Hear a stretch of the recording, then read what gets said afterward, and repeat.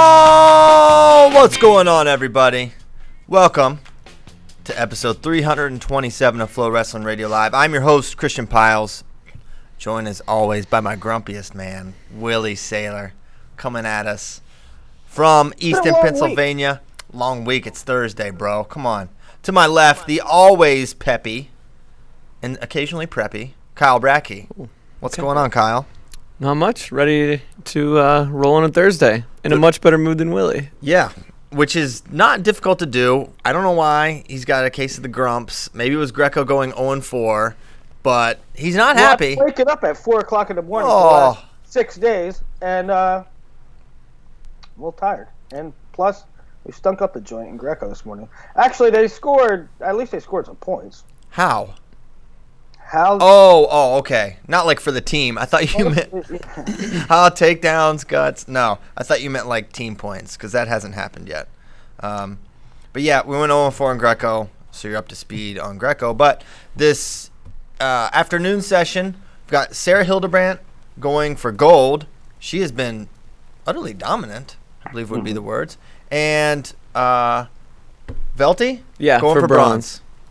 So tune in for that at around 11-ish or so. So that's that. And a lot still yet to discuss on the world stage. And it's very sad, but Kyle Snyder was pinfalled by Sadulaev, and there's nothing else we can say about it. There's nothing we can do to change it. How many times did you watch that film? I watched it like... I don't know, 5 or 6 times at least. And, so a lot of fallout from that. One, okay, the pound for pound king is now Sadulaev, and that's a whole other thing that we won't get into just yet. 2, the way it went down, and I just felt kind of cheated a little bit from what could have been. Like what that match could have been. What happens if that match goes 6 minutes? It's not even a that would have given Kyle a chance. Well, sure it would have if he hadn't gotten pinned, but I just want to know, where are they really? Where are they if you throw the pin out, right? But that's part of wrestling. If you get pinned, the match is over. He was pinned. And yeah, and this, they don't wrestle every 4 months. They wrestle once a year. Right. And so you get kind of cheated out of it. They wrestle once a year, but to me, if I'm Sadulaev, he's like, I came up to prove a point, to prove I was better. He proved it in about the biggest way you can prove it.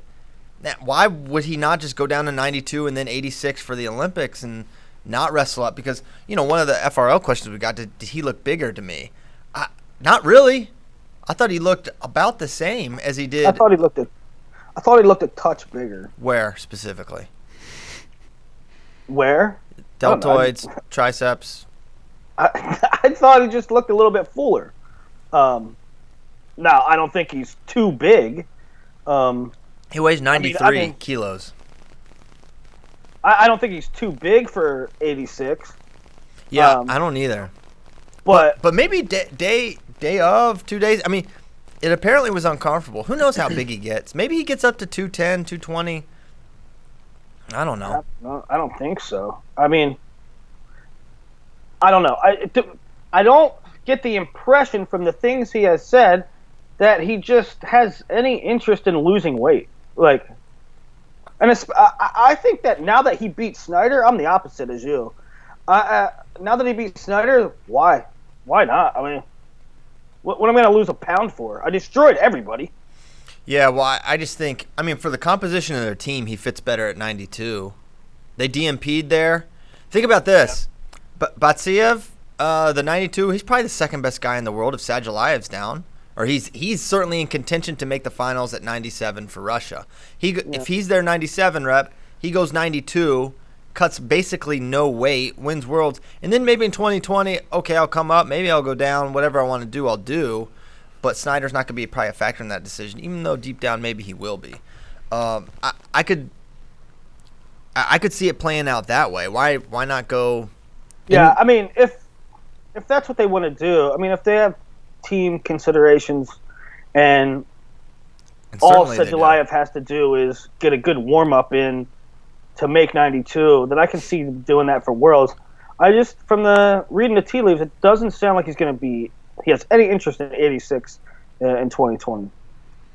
I don't know. His coach said in that interview we did with him before the finals that the only reason he was going 97 was Schneider. So I would imagine he goes back down to 92 next year. And 2020, who knows? That's exactly what I thought. Hearing that as like, well, if this is the only reason he came up and he did it, now you did it, you proved it in the most dominant way, apart from 10-0ing him, which I guess would have been more dominant. So you, I don't know if we want to talk about the Sadulaev fallout. Where does he go? We kind of hit on that, but the match itself, not that there was much of one, but Sadulaev gets in on the single leg. Kyle's seemingly doing an okay job of defending. He hasn't broken his grip, but his hips are on top of him. And Sadulaev hits this weird back hook, scoops the arm and kind of sits through a weird kind of a JV move, what we would call it in America. But Snyder kind of said that himself in the interview. Yeah. He was like, I've seen that in like junior league before. Yeah. So he hits this crazy move, and the weird thing to me was not that he got two from it, but it was that Snyder could not free himself despite the many different iterations of holds that Sadulaev had. He was kind of sitting up with it, almost like an armbar situation. Then he fights out of that, and then he ends up kind of like, I don't know if it was like a body Turk, but he kind of has like a double, and he comes up around the waist. And the fact that Snyder wasn't strong enough to free himself or just like kind of spaz out of it in a way. And I know Snyder kind of mentioned in the post interview, like, you know, he was unsure if he could roll across his back or if they would call the fall. Like, so I think that was in his mind a little bit. Like, can I fight this in a traditional way like I would if it was folk style? But I couldn't believe after the first almost pin where the mat official actually asked for the fall, I really thought, okay, we're going to get out of this. We're going to be okay. It's going to be 2-0. And that's the crazy part of it, of freestyle, is that after that exchange, a takedown to the guy's back, or actually it wasn't technically, it was just straight exposure, that he would only be down 2-0 if he could somehow find his way to his belly, and who knows what happens. Maybe Sadulaev exerted all his energy in that opening trying to get the fall, because that can be a tiring experience. Who knows? It's just like it answers all these questions, but how surprised were you guys that he couldn't get off his back in that situation? I thought the whole time from the first sequence, when Sadulaev's here, and then he back hooks. I thought the whole time, I'm like, this dude has superhuman strength. Yes. Because, I mean, this arm wasn't doing much, right? All the energy or the physics of it came from that clamp down, and to move Kyle Snyder that way with just that, and then, like you said, it was almost like a Peterson with two arms. It was it's hard to describe, but for him to keep Snyder there, it's like that dude got to be insanely strong. Well, and the weird thing was, it's not like, you know, you remember the classic, like, Johnny DeJulius, he hooks above that elbow and sit there. That's tight, and there's nothing you can do. He was below the elbow, just kind of like pinching the forearm, and he could not get his arm out. That is a fact, Willie. He has to be a superhuman strong guy to do that to Kyle, who is, you know, probably at that point, you know, what's 12, 15 pounds bigger and of effective muscle. And there's just something super special about Sadulaev that he's able to do that. I also thought that the way he did it, because after the dump, he goes dump and immediately swims for that other arm.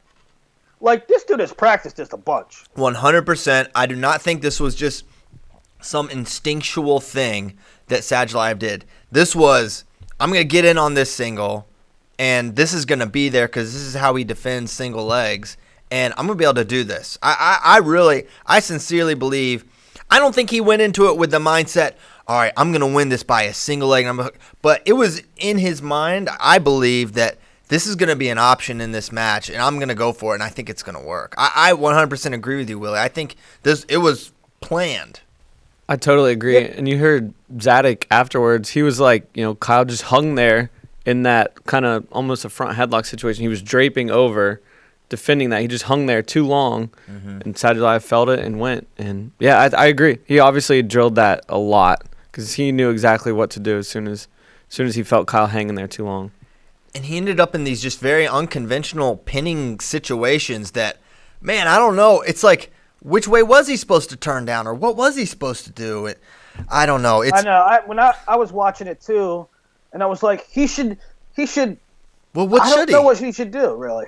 It's just like total. You just need like that first year wrestler spasm where you just freak out and just like go nuts. That's really. Kyle's right too. You never know when they're gonna call a fall in freestyle. No, It's not like folk style where you can like be on your back and like know you're okay. Yeah.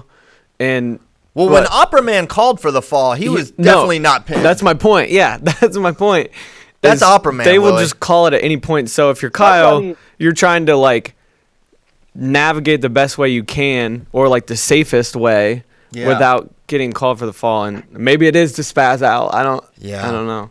Somebody tweeted a picture of the prince from Shrek. Yeah, Shrek. Yeah, he looked like that dude. Yeah, He looked exactly like him. Yeah, maybe a hybrid, the Shrek Prince and Opera Man. So yeah, it's and so I don't know if what other thoughts you had from the match, but I have some other things, Willie. But what were you gonna say? Where do we go from here? Well, Kyle. If you're Kyle, you don't make massive adjustments, right? That's the thing. That's what I feel like. If I'm Kyle, the thing I'm most disappointed about is, did you get to really test yourself? Do you really know? You didn't learn anything. You don't really know where you are with him. He might, maybe Kyle recovers and then he gets smoked 10-0 and he just sees all these vulnerabilities, all these areas where he needs to improve. Okay, I got to get better here, and here. It's just and I won't say he got caught. He didn't get caught. It happened, but you don't really learn anything from it. You don't learn if Sadulaev can go 6 minutes with you. Sadulaev didn't get to learn that about himself either. But there's just not much you can glean from it other than, man, I guess if he shoots a single leg next time, I can't hang my arms there. That's literally it. That's all you can. All he learned. Yeah. And that's the annoying part. I wonder, one thing maybe he could learn is, and maybe it's, I don't think he has any regrets about this, but, Kyle talked a lot, right? He said, Sadulaev has bad mentors. He's getting bad advice. He can't beat me.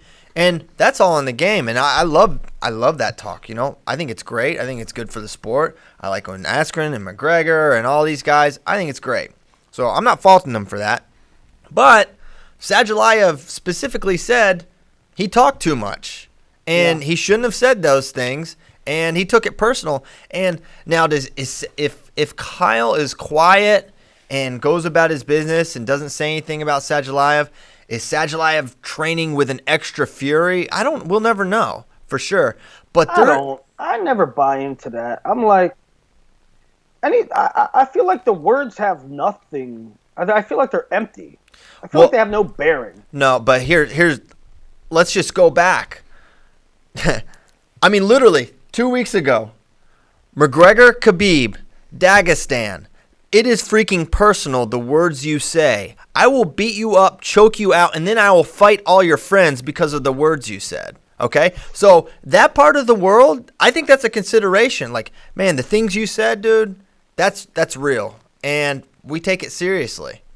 And yeah, perhaps, but if you cannot beat the other guy, you can't beat him.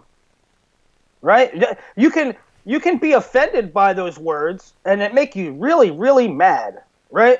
Like, if Kyle Snyder said something about me, and I got really, really offended and trained my butt off, I'm still not beating Kyle Snyder. Okay, well, there's a subtle difference between you and Sadulaev, and maybe if he's quiet about it, maybe he stays down at 92. Maybe, do you not believe that there's additional motivations in training sometimes? And it can be Sure. words, it can be a variety of things. And sometimes if someone's talking smack about you, saying I can't beat you, that's going to fuel your training. If someone tells you can't do something, it's like one of the most classic motivational tools in the world. I know. I'm just saying I don't. It can motivate you. Great. So you think that if Kyle didn't talk as much, that he would have won that match? No, I didn't say that, but I'm saying you're being ignorant if you don't think that could fuel his training and make him potentially jump to another level. He's also saying that if Kyle had just been like, yeah, it's a great match, dude's awesome, loved wrestling and whatever, he might have just stayed at 92. He'd been like, okay, like he was great match, but I feel more comfortable here at 92. I'm just going to stay here. But because he's like, he should never come up, I don't think we'll wrestle again, he doesn't want this, blah, blah, blah, that he was like, okay, now that you said that, I'm going to beat you. It was like he was on this vision quest. Yeah. Sure. I mean, I get that, but so what are you saying? If Kyle doesn't talk now, maybe he'll go back down? Well, at this point, I don't know. Now he's proven it, and he'll just do whatever the heck he wants. But at that point, yeah, I don't know. But I mean, in Kyle's defense, well, I shouldn't say. There's a thing about believing something and then actually saying it. Mm-hmm. Maybe Kyle should not have said it. I don't know. What he did was he painted himself into a pretty tight corner there. He made it so basically the words you say, he didn't leave any option to lose.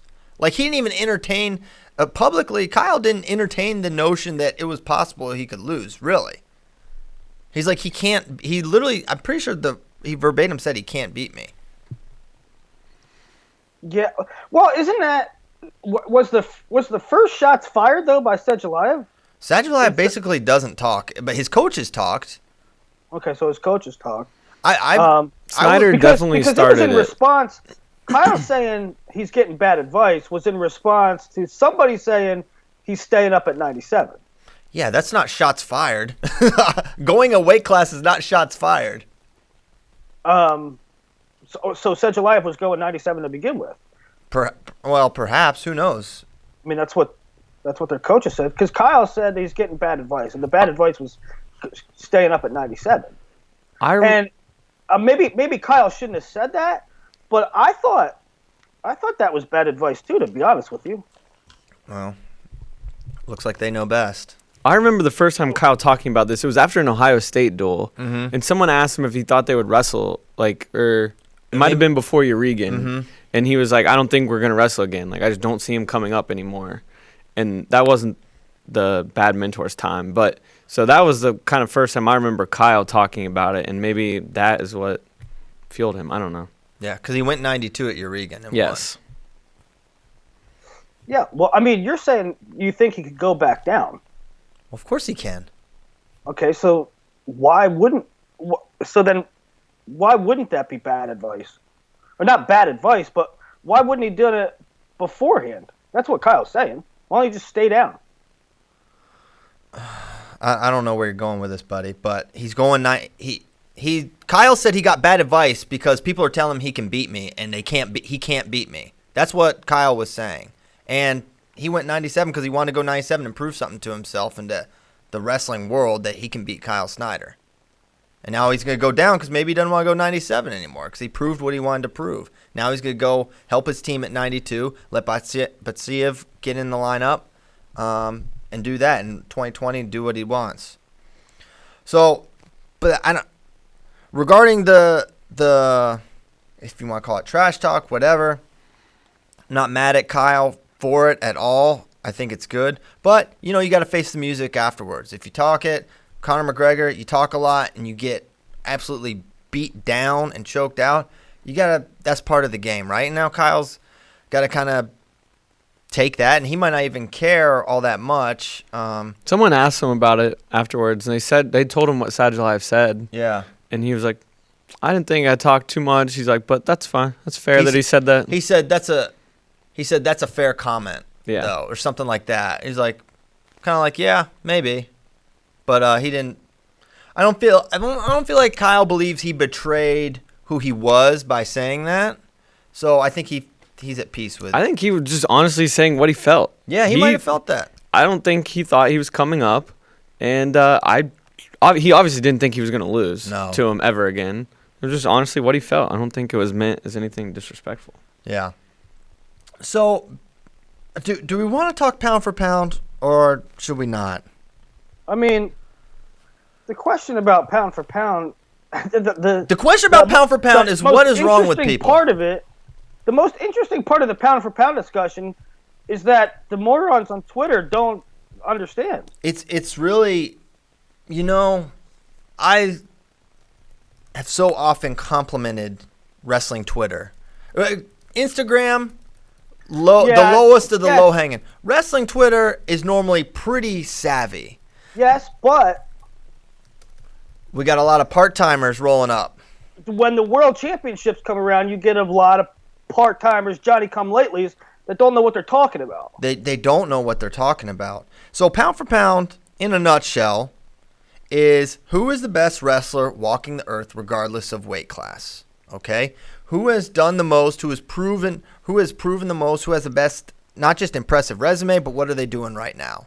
And there is no question that Sadulaev, and I've been trying to keep Sadulaev off number one for forever. Back when Burroughs lost, I still felt that he should be number one because I didn't think Sadulaev had beaten enough guys. And, leading up to the Schneider match, I wasn't sure he was. But he's number one now, and he has to be. The guy has lost one match ever, and it's to an already legend. A guy that won 3 straight world and Olympic titles, Kyle Snyder. That's his only loss. He did lose in a senior tournament in 2013 when he was still cadet eligible. So if you want to count that, count it. I'm not whatever. Fine. But you look at not only he's what is he? A 14, 15, 16 and 18. So he's a 4-timer, a 5-time finalist with only a loss to a quasi-GOAT, and you look at the dominance and how easily he wins. He bonused his way through. He killed everyone, and because bonused his way through. He gave up 3 points in one of his matches, but did he not tech or pin everybody? Yeah. So it's and it's so, I hate that I have to make the case against Kyle Dake, but you people have done this to me. Kyle Dake lost in January to a not GOAT, a not close to GOAT, Tagashi Magomedov, a guy. He is Tagashi, who was at the time that Gazi beat Kyle Dake, had never made a world team. Never made a world team.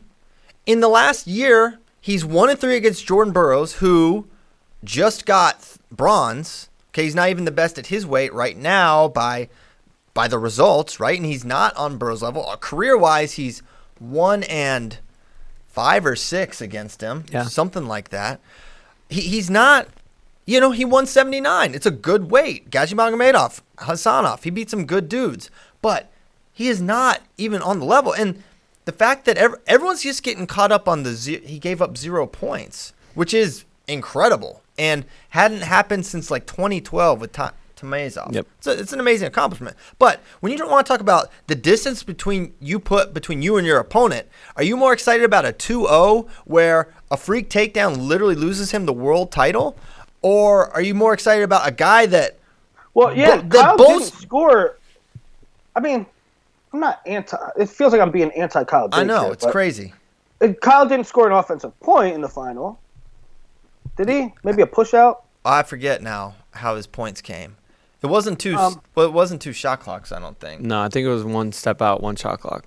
But so, there's excellent performance and maybe most outstanding of the tournament, although I don't think Kyle even gets either of those. No, that's Sadulaev too.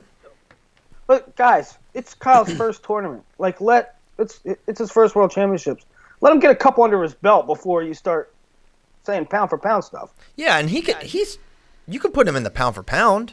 He's certainly a top 10 pound for pound based on what he's done. But I tell you, a guy, and this is ironic on a number of levels, but you want to look at someone that's put together a long streak of wins and a lot of elite wins. Right now, it's David Taylor.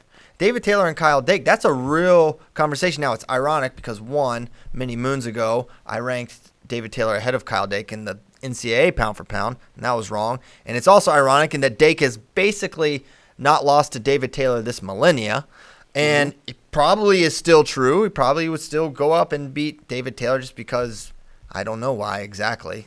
The universe only knows. But always happens. It just happens for whatever reason.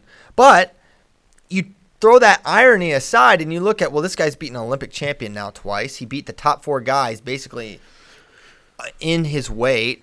It's probably I would say that 86 is a tougher weight. You go back to World Cup. It is. You go back Unquestionably. You go back to some of the tournaments he's won. He's won Eureka. He won. Remember the World Cup in 2017. He was undefeated this year in the World Cup. Undefeated last year in the World Cup, where he beat 2 Olympic champions. He hasn't lost in a couple years Internationally. Except to Jaden. And then he lost in Spain one year. But other than that, I mean, he won Eureka. He won Dogu this year. And, he beat freaking Tirati in the World Cup. Yeah. So there's a guy that's, interesting. And I think Dake and Taylor are probably both top 5 pound for pound guys at this point based on what they've done. At this point, and maybe after this World Championships, look, it was a disaster. This World Championships was chaos. Yeah. The number 1 and number 2 guys at 57 don't win. Rashidov loses. Rashidov loses. Bond comes out of not nowhere, but from the grave. He's always been a bronze-ish type guy. Yeah. Anyway, the guys that are all on the pound for pound list went down. Ogle, right? I guess Gino has to be in that, but he takes losses. He does. That's the thing that matters in pound for pound. Like, how often do you lose? Gino has a non-pound for pound loss this year. Yeah. As does Dake. So yeah, you're right in that there was a lot of the kind of sure things. Sidikov's certainly in the pound for pound. I mean, that guy went through a 5-time champ and a 2-time champ, and an evidently very scrappy Georgian who was like kind of a revelation himself. But I mean, that guy's, man, you have to consider him there. You look at elite wins, and he's beaten Chamizo twice now. Pretty special. So yeah, you're right in that the pound for pound really got turned on its head. This World Championships, and when the dust, Chamizo, Burrows, Rashidov, Gadji, the Gadji that Dake beat. I mean, he was considered pretty high up there. He hadn't lost in a while. Gazzy, he's probably up there now.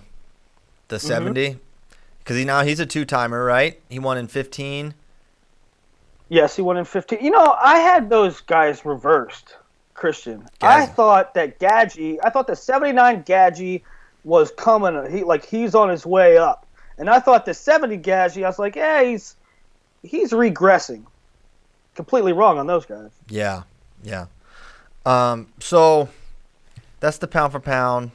We know that we're basically talking to ourselves on this pound for pound. No listeners of FRL hold these beliefs because you have been educated by this panel of knowledge plus Nomad for years and years. And we know that you know right from wrong. But others out there, please try to be a good influence on those around there. Nomad, by the way, did we say that Nomad's not on the show today because he's en route to Super 32? He's on his way. And he's very sick. No, really? He was fine yesterday. No, he was kind of sick yesterday. Oh, he was kind of blowing his nose and stuff. Okay. He told me he's very sick. This should be interesting. Oh, no. I mean, the guy has more quirks than I don't know what. I only imagine that he has certain nuances when he's sick. I would like to know why he thinks he got sick, because I bet he would have a really funny theory about why he got ill. Sure. Well, it does not help that the office is negative 12 degrees. With his body fat percentage, it is a safety hazard how cold they keep it in here. There are times. It's unreal. Willie, it's getting crazy. Because, first of all, the AC is on. It's 60 degrees outside. There's no need. And the thing is, when it cuts on, it is blowing meat locker, Arctic chill air at about 42 miles an hour into your lungs. Why doesn't anybody say anything? We have. Oh, we have. It's been said. Oh, they've had people in here to look at it. And don't get me started. It's yeah. They want. Is everybody wearing parkas? Nobody has parkas. It's Austin, Texas. Everyone's wearing jackets. He was wearing a turtleneck sweater or like a zip-up sweater yesterday. He had a beanie on. Yeah, beanie. He was cold. Poor guy. No wonder he's sick. He bundles up when it's 70. I know.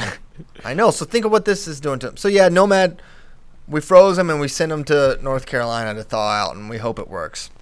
Well, you got to look after him. You're going, right? Yes. I mean, sorry. Yes. I'm not bummed that I'm going. Well, you sound really pumped. I don't want him to be sick the whole time. I don't want to have to look after him. He'll be all right. He'll be okay. Dude, he's a survivor. He made it this far. You think the sniffles in Greensboro is going to take him out? Come on. He's going to shake so many officials' hands. He's going to get so many people sick. He's gonna get all of Greensboro. He's going to infect every single. Yeah. Hey, if you're a high-level recruit, stay away from Nomad. It ain't worth it. You need to get your belt, or at least get close. So yeah. What other world stuff? We got second officially. I guess we knew that on Tuesday. We were in first place overall if you combine men and women freestyle. Mostly because Russia stunk, dude. That's the most head scratching thing ever. Russia had 0 medals in women. That's bizarre. That is. But anyway, they had 0 medals. There's 10 weights. Christian, they went 6 and 12. Oh my! Like they all lost. It's like it would be. I don't know what the equivalent is. It's almost it's like the equivalent of. It's probably worse than like Iran just stinking. Yeah. It's bad. Anyway. Yeah, with 10 we were number one. We're number one, men and women freestyle. Don't throw Greco in there. It'll get ugly. Right, it's gonna get ugly now. It will drag us down a lot. Only leg attacks. Greco went 0 and 4. Yeah, we're not gonna hold on to that.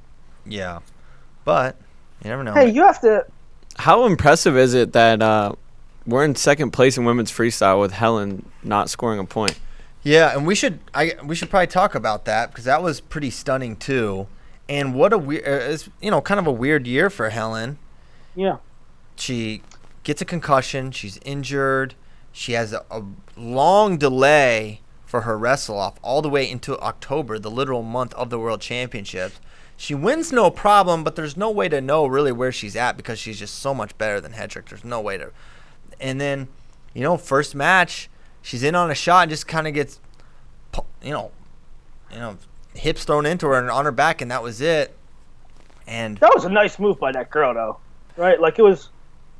I mean, that was good wrestling. Yeah, no, for sure. Helen didn't get Helen was kind of too straight up, Just got knocked off her base. Didn't have a wide.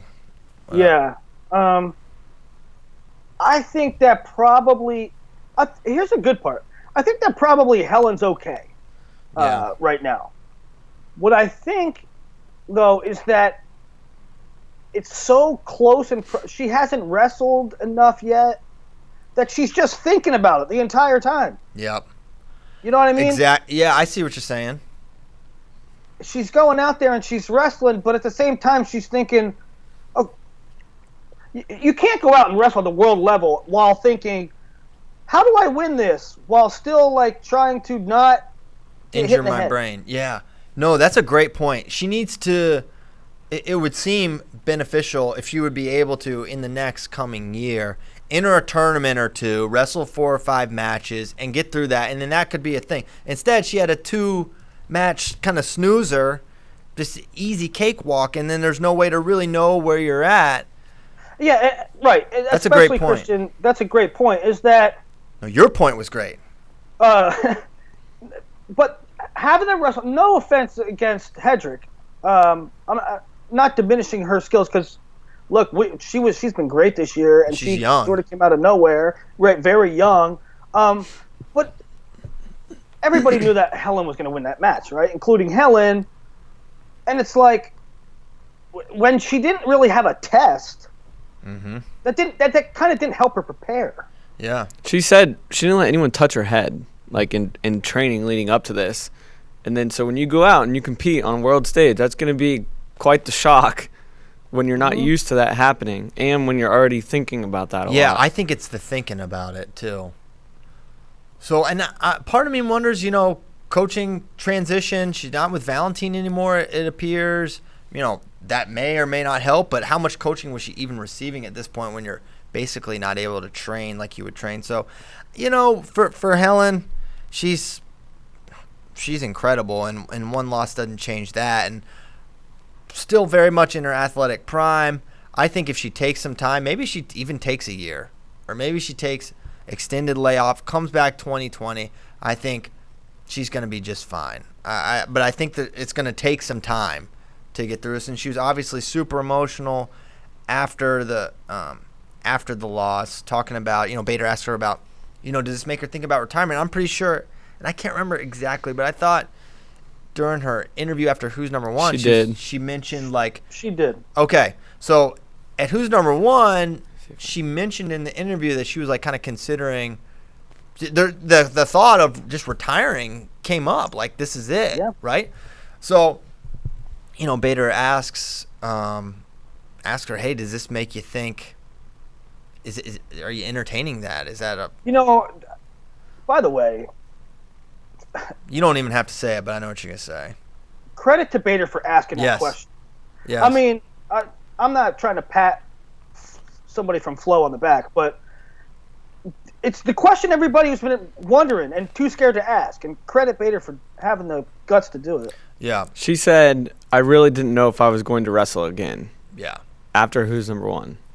Yeah. So it was in question, and Bader asked, and it kind of she wasn't definitive either way. Not that you want to say, not that she should have been, not that she should be like, all right, I'm done, or yeah, I'm going to keep going, because of course you don't know, but you want to know kind of the psychology behind it. So I think she is going to consider it. It sounds like, based on that answer, I don't think for sure there's a guarantee we see Helen again, although deep down I do think we will. I think she loves it so much. I mean, that's why she cries, right? That's why when the question is posed to her, she cries like that, because it's such a part of her. And I think she's going to be all right, man. I think she's going to come back, and she's going to be good. Yeah, no doubt about it.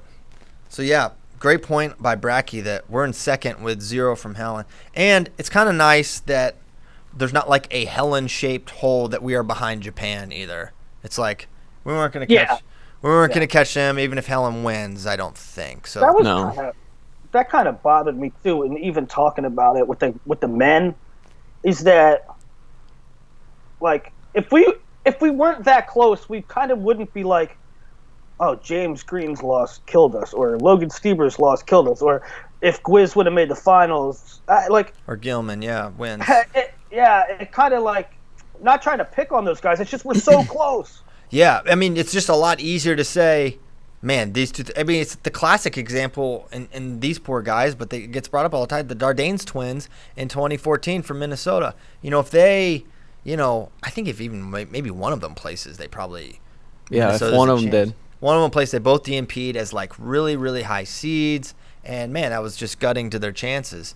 When you have so many guys that medal, you're gonna look at the few that didn't and point out that we could have made up points there. Yeah. The one that was at 49. So Nick, he got beat by an Air Force guy, I believe. I think it was Citadel. Citadel. Yes. Yeah. It's Frisch. Yes, Matthew Frisch. Matt, yeah. Real cradled him. That was crazy. That was nuts. Then he got beat by Jebba. Then he got Jebba. Well, that was 2015. Was it a different year? 2015. Oh, dang. I'm getting my years mixed up. You're starting to get old. Welcome. Jebba almost teched him in the round before the round of 12, and then I think he had classic segue between Helen's bracket and Jebba Dardanes round of 32. Yeah, it happens sometimes. Okay. Hey, so what is everybody going to be for Halloween while I'm in... Man, I'm going to tell you something. I'm not a big party guy, big participate in the pumpkin carving contest, but for whatever reason, our boss, Ray, wants the content team to participate in Halloween badly. Oh, why? I don't know why. It's so not. He's trying to push all this stuff right It's now. crazy. He was trying to get us to carve being pumpkin. weird? He was trying to get us to carve pumpkins yesterday. What? Yeah. He needs to chill. Is it because of internal pressure? No. Is he getting pressure from the top to carve? This comes straight from the top. I don't know why. I think I don't know. I haven't asked. All I know is he's super passionate. He has a lot of motivational things he's considering, some extreme, some not, to get people to dress up. And now I feel like I really have to dress up as something or someone. And last year I dressed up as Willie, and it was fun and easy and great. And I just want to do that again. It was good too. And I told Katie, hey, I think I'm going to go as Willie again, because like one of the categories for like the costume contest, yes, this is a real thing, is like one of the things is like a coworker, dress up like a coworker, right? And I could do Willie, and then I could do that, but I wouldn't have to like that could be like an HR violation, like you're making fun of somebody. Oh yeah, it could be. So they're setting me up though. Yeah, they're setting me up for an HR violation. But I think that would be funny. So maybe I dress up as Willie, just make here's an idea. Send in your costume ideas to CP. Yeah. Send them in. Let's get listener costume ideas. We'll crowdsource this. Yeah. I wish I knew what he looked like, because I'd dress up as Johnny from Rona. That's a deep cut there. I wish you would. Kyle, are you participating in this? Oh, he asked me what I was going to be, and I was like, I'm not on content. I don't have to do that. Yeah. It's real. Hey. Daggone marketing. I think, I've been thinking about it. I think America should just quit Halloween. I don't get it. I don't think we should quit Halloween. I think that's a terrible idea. That's one of your worst takes. What are you doing? Well, have you ever been 8? Because it's pretty awesome. You dress up as your favorite Baltimore Oriole, and then you go door to door, and you get all the candy you could ever dream of. And there's fun little carnivals at elementary school. Halloween's a blast. What's wrong with you, Scrooge? What's the point? Halloween. It's very Halloween's cool. existential. What is the purpose? Come Do on. kids still like it? Oh my gosh. What are you? Do kids still like it? Do kids still like candy? Do kids still like I mean, Christmas you too? can get them candy anytime you want to get them. Well, candy. 2018. Do kids even still like sweets? Who knows? I didn't say that. You know, these millennials are having kids. Who knows what They probably like avocados I mean, now. Yeah. If you're 10 years old, do you want to go out in the freezing cold and Yes. go door to door for Yes. candy that you could just have at your house? No, because you Grocery can't. store. It's free candy. What? Yeah, it's free candy. 1, 2. No parent.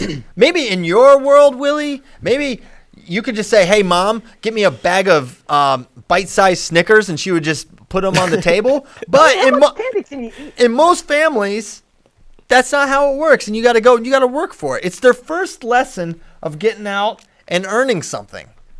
And even though it's pretty easy, Not even earning anything. Do you get to run around like a hoodlum? yeah, all kinds of shenanigans. I can't believe I have to explain to you why a child would like Halloween, Willie. That's audacious. You need to go volunteer. You're somewhere. approaching that stage in your life where you're get off my lawn guy. Are you? Yeah. No. You're gonna give out toothbrushes, aren't you?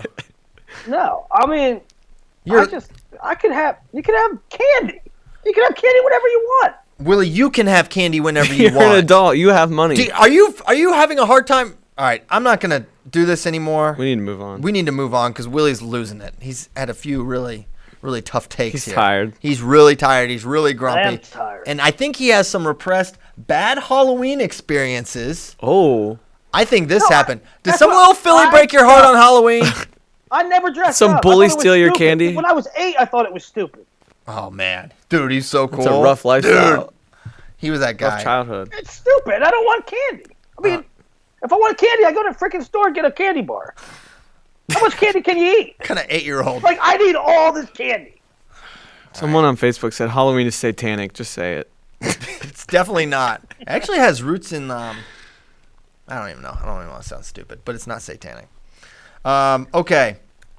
One thing, I'll just pass this along. More to come here. But we got the Big Ten schedule. What's going to be live on Flow? Oh, should we? And it is freaking spectacular. Give us some nuggets. Well, first nugget. It's not the biggest nugget, but it's tasty. Next week, I'm going to Madison, Wisconsin for the first duel of the year. Buffalo, Wisconsin. The Fighting Stutzmans versus the New Look Badgers. And I'm going to be there. And I'm really excited. I think Askren's going to be there if he's not like in a Khabib training camp or something like that. We might even do the call together. I don't know. That may be TBD. I know Askren wants to. So that's going to be sick. But we've got some amazing duels. Kyle, just read a few of the so some of the ones that made live on the site yesterday. Princeton versus Iowa. So Pat Glory, Spencer Lee. Oh, snap. Is that interest? Brucky Warner? Yes. Kolodzik Lugo. Yes, that's a very good duel. Lehigh, Michigan. Another good early I'm going to that one, too. Oh, wow. Oklahoma State, South Dakota State. That's not a Big 12 duel, but that was still we fun. have that one. But the reason I mentioned that one is because then the next day, Oklahoma State goes to Minnesota, which live we have. Princeton at Wisconsin. Virginia Tech Northwestern's a little tasty treat. Oh, here's some tasty ones. Purdue, Iowa. Iowa State, Iowa. Ooh. Lehigh, Iowa. Ooh. Penn State, Wisconsin. Oklahoma State at Rutgers. Potentially Dayton, Soriano. If they both go 33 or 25, I don't know. Someone make it happen. So we've got like 9 Penn State duels, a bunch of Iowa duels, a bunch of Ohio State. It's going to be sick. We're going to get the whole thing out here eventually. We have Midlands again, of course.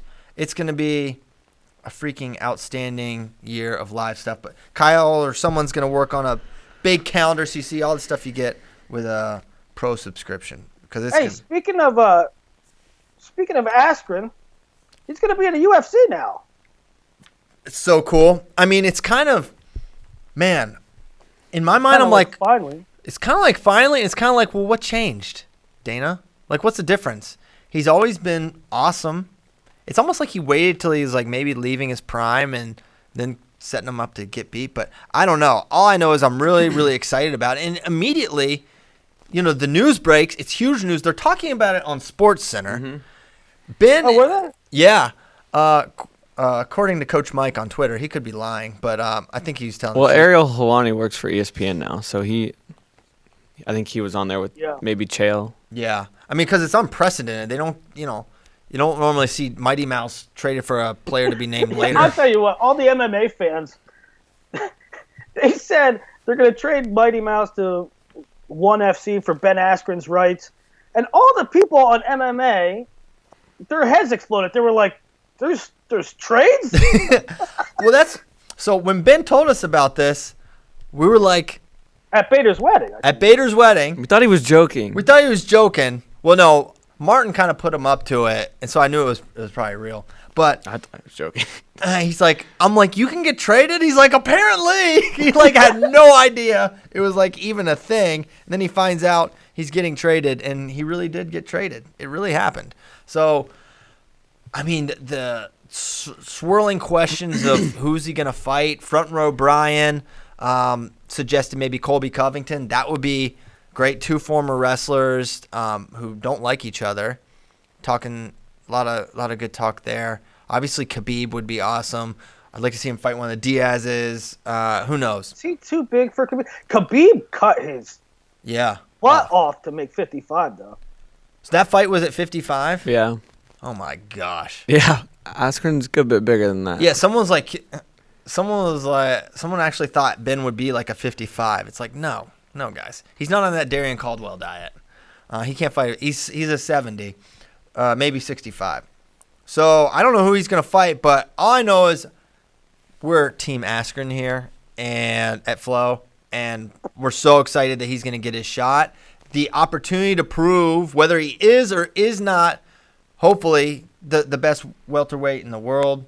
I believe that he is. I believe there were periods of time where he was, and I hope he can prove it.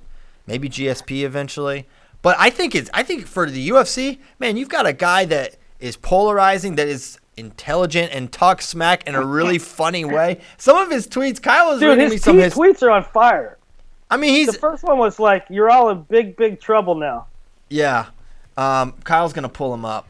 Some dude I'd never heard of tried to come at him and be like, "Well, I'll fight Platinum Mike Perry."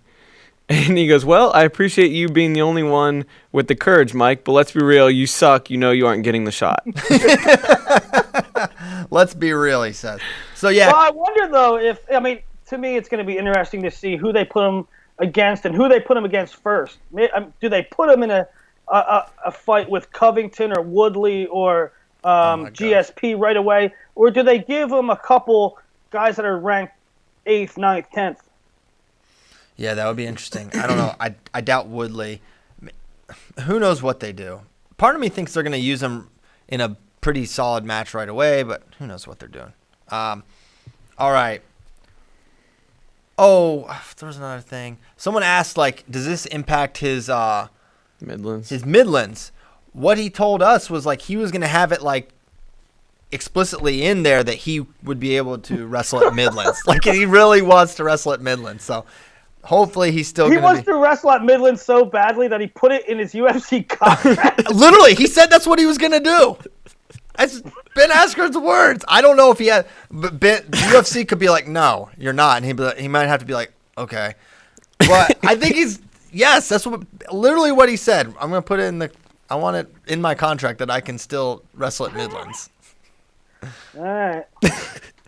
Why not? Okay. All right, let's get to some questions. Questions from our friends. Bill Seitz. Could Kyle Snyder hold his own at 125? Could that improve the world team, or am I just stupid? That's a hell of a cut. Bill. Bill, first of all, be nice to my friend Bill. Second of all, I think it's a serious question. Yeah, I know, but he said... I was joking because he just said 125 instead of... Oh. It's a classic kilogram joke, Willie. Yeah. So, Bill, it's not a stupid question. Could he hold his own? Yes. Would he win Worlds? I don't think so. I mean, can he beat Gwiz? I mean, he beat Gwiz, and I think he'd beat Gwiz, but, you know, that it would be not easy for him to get on the team. And then Gable, he's a little too small, and I definitely don't think it helps our world team. It's like, man, we're going to be good at 125, whether it's Gwiz or whether, you know, if Gable emerges a little sooner, we're going to be fine there. It's like, we need him at 97 to... Yeah, it's not like we need a massive upgrade at heavyweight. Yeah, we're doing fine there. Yeah, we got bronze twice, and we've got talent that's going to be pushing Gwiz as well. So, no, I mean, unless Bill is like, we want Jaden on the Olympic team, in which case you could do that, and maybe it would be an upgrade. But, man, I think in 2020, Gable versus Snyder, I mean, right now, I'd love to. That's one of the matches I would like to see the most right now, but probably will never see it. I would watch. Wow, you would? Mm-hmm. Big wrestling fan, Kyle Brackey. He would watch Kyle Snyder versus Gable Steveson. So, no, I don't think he'll go up, but he would definitely hold his own. Adam Pressler he's really helping the people out here, and I really appreciate this. No question, just a PSA for everyone who's as wounded by the men's freestyle loss to Russia as I am. Rocky IV is currently free to rent on YouTube. Thanks, Adam. Thank you, Adam. Great advice, Adam. Looking out for the people, and I am happy to send that message along. Go to YouTube, watch a roided up Russian get beat down by some blue collar American grit. Okay, USA in Russia, and then they're gonna start cheering for him on Christmas Day, and the Russians start cheering for him in Russia. That's how awesome that movie is. Okay, USA. We should do another USA channel. All right, you see the Oklahoma State lineup taking shape? Ask Steely Phil. Brock 141, Jacoby 174. This is basically all-star matchups. Cade wrestling at 141, Jacoby at 174. And for Brock, I definitely think so. But for Jacoby at 74, I mean, he was a 74 last year, right? And he's a returning All-American there, and that's kind of how the All-Star works, is like they ask returning All-Americans or the highest-ranked guys to go do it. So I don't think it guarantees he's going to start. I just think it means he was 74 and he placed, and I don't know what it means for Chandler or Joe Smith, but that's all I got. Probably going to see a wrestle-off between Joe Smith and Chandler at 65, correct? And then maybe the loser of that goes up and tries to wrestle Jacoby. Or down to 57. Or 57? All right, 49, fine. I do like Brock McKenna should be fun. I mean, I find that very interesting. But what I don't get, there's only been like 5 matches announced, and it's like next week, isn't it? It is. Yeah, I couldn't tell you, buddy. All right. So Jeffrey asked about pound for pound, but we kind of did that. Does Taylor finally jump Yazdani? Well, yes. He probably jumps him. He's beaten him twice and just won Worlds. Okay, Brock Desert at Successful Rant. What other What other things that any decent American would know does Willie not know the words to? Because Willie did not know the Pledge of Allegiance. That's not true. You say said it right now. Us off. Say the Pledge of Allegiance right now. Pledge allegiance to the flag of the United States of America and to the republic for which it stands, one nation under God, indivisible, liberty and justice for all. Now, I'm impressed because I really didn't think you knew At one point, I thought, this is where he stopped. Yeah. You kind of hesitated, but you got it. He hit that hezzy on us.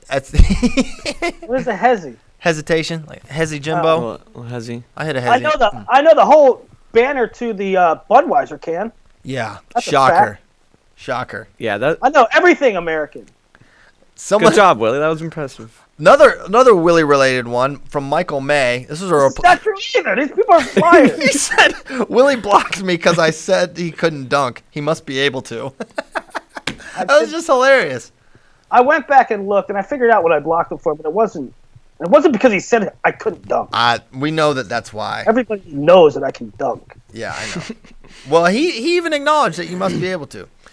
Brock Desert also asks every show, top 5 worst doghouses to be in, and I just want to ask it so that he stops asking this question. I don't even know what he means exactly. Does he mean coaches or like people in our lives? I think just in general, like in life. The number 1 is your wife. Number 2 is probably like John Smith. When he's half pissed off. When he's half pissed off, that's all pissed off for everyone else. Sammy Henson. I don't want to be in that doghouse. I don't want to be in that doghouse. Sir. What about Sandy Stevens when she's yelling at people? Oh, that's the worst because that's a very public doghouse. Yeah. You're just put to shame when you climb those things, when you don't clear the mats on time. When you steal things. You are not welcome. You get kicked out of the sport. Yeah. We don't need you in our sport. We don't want you in our sport. She literally sends them to other sports. Just go play basketball. Steal from them. No, why don't we teach them? Wrap our loving arms around them and teach them the way. So that's a pretty bad doghouse. I like this question, but I hate it. The next one?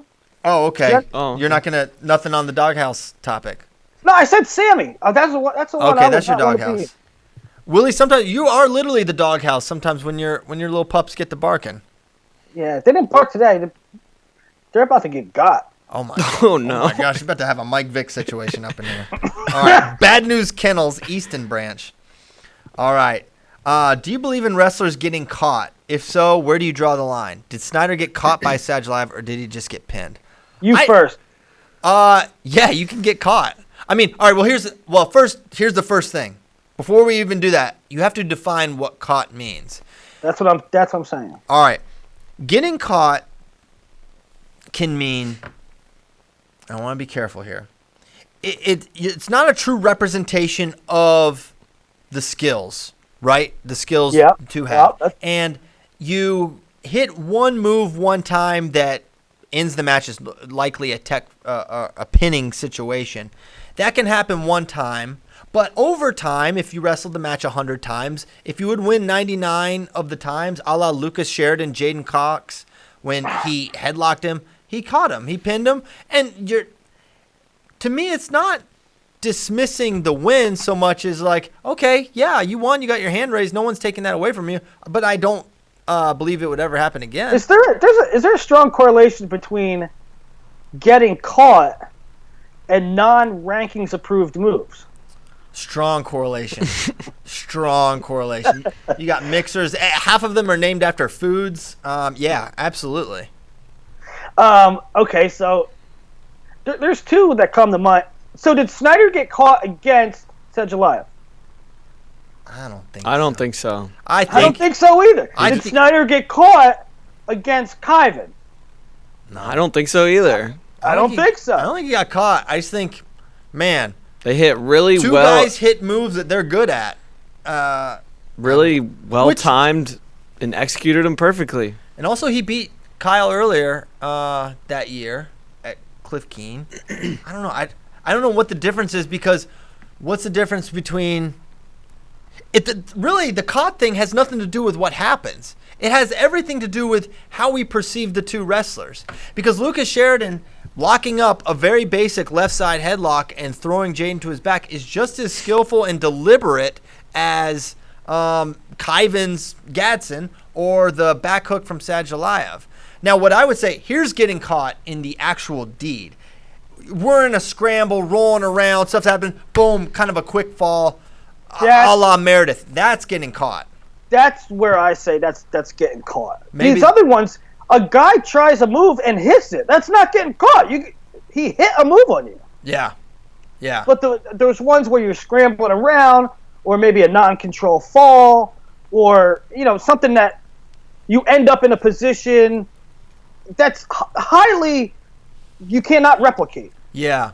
So maybe I'm changing my own definition right now. I've like stumbled my way to it.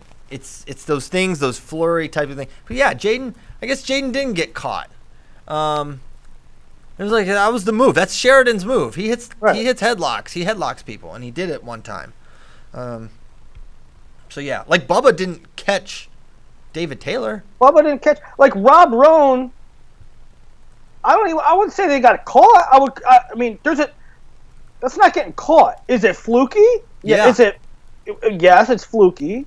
It doesn't mean he got caught. Rob Roan's been doing that move since he's 10. Yeah. Exactly right. So yeah, there's flukes, and then there's getting caught. I'm about to get teched and I hit my best move because you messed up and you didn't protect yourself, and I pin you, Rob Roan, versus Lambrecht. Yeah, for sure. Okay, I'm glad we got to talk about this. Okay. Who had the most impressive tournament, Dake, Taylor, or Sadulaev? I think Sadulaev. How awesome would Gable Snyder be? Very awesome. Is there anybody on the world team that you could have seen winning gold given the same path of our guys who did make the team?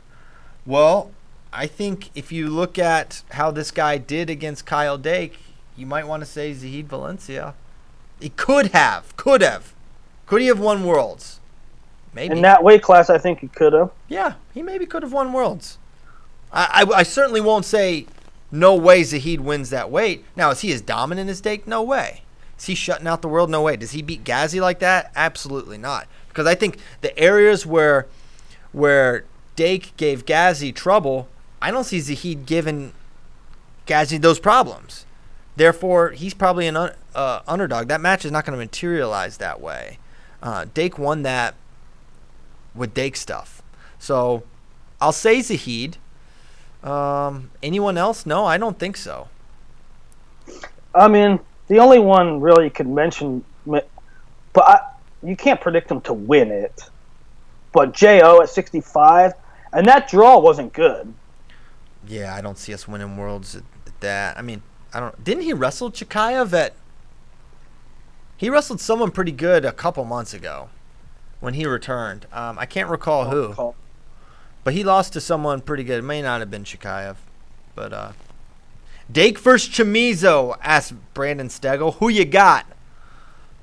Man, based on what I saw from Chamizo, Kyle Dake. Oliver was 5th at Zilkowski. He lost 9-8 to Chikayev. In the final. So he lost to Chikayev. 9-8.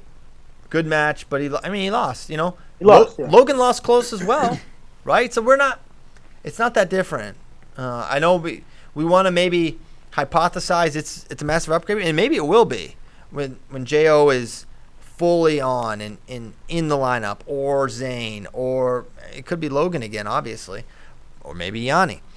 But I don't, at this point, we can't say we've got this great backup just waiting to go. And that's, you're saying that basically, Willie. I know that, but just need people to not be like, once we get these guys, night 65, these guys are Logan's peer, right? And there's a great chance it's going to be similar.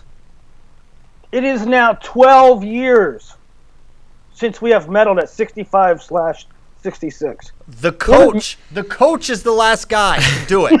He's the coach now. Bill Zadek. But honestly, this is on Bill because you hung it up too soon. Yeah. You should have come back, made some more teams. He's our 60. I think, is Bill Zach the 65 kilogram of the future? I think so. He should come back. I think he should come back. There's only sometimes that's true accountability. He's like, I mean, Batirov's still going. Batirov, well, it's not Mavlet, but yeah, it's still a Batirov. Any Batirov still wrestling, they're old, which means definitely he can come back. Someone said the Russians wrestle great, but I call it like I see it. They figured out the new drug testing they're under. Maybe. I don't know. Everyone's just like, oh, these guys are going to pee hot, you know? They're going to fail drug tests. They never do. Whether they're cheating or not, they never do it before. They never do. They just whether they have a way around it or they're clean, whatever, they never do, guys. They're not going to. They didn't pee hot when they they looked like they were carved out of granite. Yeah. Right. I didn't think they're guys. I mean, eyeball test. I didn't think they're guys. I thought Karugliev. Yeah, that was a pretty special looking dude. Yeah, him. I mean, Gazi Magomedov. He's a string bean looking dude. Now he's a beast and he can go really hard. I think Gazi's pretty well put together, but Sadulaev, I don't know, man. That guy doesn't give off the warning signals to me of a. In his wrestling, you can kind of be like, oh my gosh, there's a next level of physicality and strength there, but normally you can kind of eyeball some of this stuff. I mean, go look at Soloff and Gadisov and some of those dudes. Yeah. That know. Was a walking doping violation. Right. All right. No comments about Brad Cravens here, Willie, but Dake recently said he was 3 kilograms below at Worlds. I want to stop right there. Is that true? Oh, yeah, where did that happen? Brad, I need some clarity there because he said in his post interview, he's like 79's nice. I got pretty big, like making it sound like 74 would be. You didn't get pretty big if you walk around at 77 kilos, right? That's not big. That's 6 pounds over the weight. So if that's true, that's unbelievable that he could do that at a middle. It's one thing to be like a heavyweight and win worlds at like 115 kilos, and that's very reasonable and probably happens. But to be 3 kilos below at 79, I actually don't believe it, Brad. I'm not calling you a liar, but I think you may have misheard. Or if you did hear right, let us know where you heard it at. Yeah, let us know where you heard it at. Maybe Kyle was lying. Who knows? It just doesn't make sense to me that he's that much lighter. But it's Kyle Dake, and should anything ever surprise us? At this point, no. With Cuban Flair, which was the biggest surprise to you? YBR's last-minute victories after being pronounced legally dead twice, or Chamizo's stunning lack of offense in the semis? I think it's YBR's last-minute victories are the biggest surprise in the world. It's YBR for sure. It's not wrestling. It's like the biggest shock. As you said, he was pronounced legally dead. He was literally dead. YBR is a treasure. His name is Lazarus. We just have to call him that. From heretofore, he is Lazarus Bon Rodriguez, and he was dead. He came back, and we're so happy about it. Chamizo not having offense, this guy's a defensive specialist. This is not David Taylor stopping shooting, or Jason Nolf not grabbing the leg, or Thomas Gilman not hand fighting hard. It's a reluctant attacker being reluctant to attack. Now, it was weird tactically. In the first period, he was like straight Darian Caldwell dangling that leg out, hoping Sidakov would take it. And Sidakov stayed at home and was really smart. But yeah. I thought it was a little weird in the Burroughs match because when he's gotten to Jordan's legs, he's finished. It is weird that he does. It seems like he doesn't quite trust his really, really good leg attacks. His leg attacks are good, and he's a really good finisher. But yeah, I thought he didn't quite have that zing and pep you normally see from Chamizo, right? He seemed a little, even on his face, he's very ebullient. You kind of see the joy he takes in wrestling. But this one, it seemed to be weighing on him a little bit. And I don't think he gave necessarily the best representation of himself. I still think he should be beating Sidakov. Either. And Christian, you say he's a defensive specialist, and he is. I mean, he's he's the hardest guy to take down on earth. For sure. But when and he doesn't. He's not offensive as he should be. But when he goes, he gets guys moving as good as anybody, I think. His motion is great. He's and he can attack both sides. He shouldn't lose matches, but here's the thing. This was always my thing with Chamizo. The guy loses, and he kind of loses frequently. He leaves himself. He's not. That's why I'm like, man, he's really good. He's maybe one of those talented guys in the world, bar none. But man, in the match. And that's why I liked Jordan over him every single time. Even though he lost at Dogu, it's like that guy lets it hang around too much. I'm taking the savvy guy. I'm taking the guy that's proven time and time again. He has the grit and the wrestling mat IQ to get it done. And with Chamizo, it's kind of like you never know what you're going to get. And he'll have a lapse like he did against Demirtas. He lost to Sidikov twice now.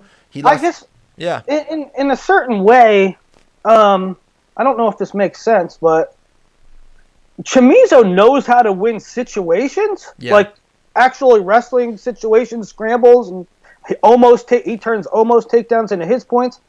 He doesn't do a good job of knowing how to win a match. Yeah, he's got to string those exchanges together in a way that gets. That's a perfect encapsulation there, Willie. That's exactly right.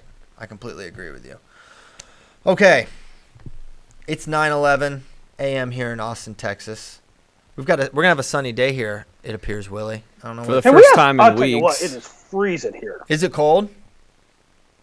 I have to. I'm driving a Super 32 too. I'm not looking forward to that. Are you taking the Stang, or are you Stang? getting a rental? I'm not taking that car. Oh, come on, man! Just get her out on the open road. I'm getting a rental. You should rent a Stang. Are we gonna get pictures of your Halloween costume? Is that gonna be made public? I'm sure. Yeah, I'm sure some of these jerks will. We don't know what it's gonna be yet. I have to crowdsource it. The listeners have not determined it yet. Yeah, the listeners need. Well, not that they can determine it, but maybe they could help me. They could give me some advice. That's what I'm saying. They might give you a good suggestion. They might. I have one good idea, but I don't want to spoil it, especially for you, Willie. I'll tell Kyle off air, and you might just have to be surprised on Wednesday, the day of the Halloween All right, party. guys. All right. Super 32 this What are you weekend. going to do, Skype him? Or is Willie going to be here for the Halloween party? We're Skype. No, Willie has to fly in for the Halloween party. Gotcha. He's emceeing. So that's it. Caleb, our main man in the control room command center, feel free to play us out, whatever that means. Thank you so much to A6 for your support of Flow Wrestling Radio Live. Thank you to you for listening to 327 episodes of myself. And it's a lot. It's a lot.